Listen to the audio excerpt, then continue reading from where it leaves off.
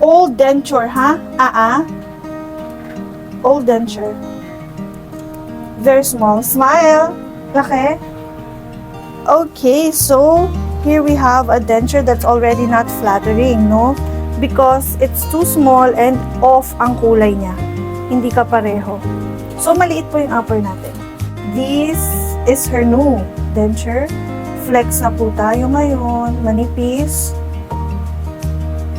Okay. Let's see. Sarang bibig. Smile. Good job.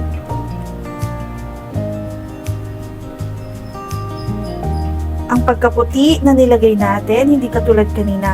Nag-camouflage po siya, hindi puting-puti. Tama lang para masabi natin na medyo maputi yung teeth niya. Tingnan natin ang smiling line. Kagat konti. Ayan. Kagat konti. Okay. Can you see the positivity of the smile? It's already going up. Natural teeth na po yan, 4 lang ang ginawa natin.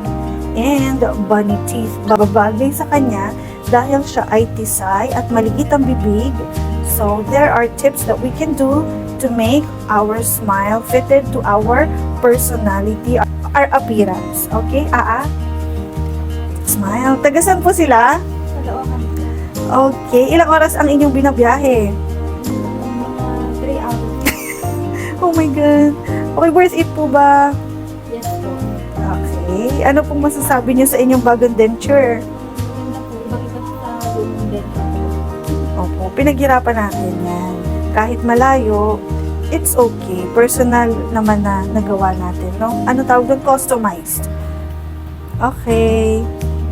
Is there anything you want to say sa mga gusto magpapustiso? Ito na mga ito kahit malayo. Sobrang worth it. Okay po. Mahirap po rin.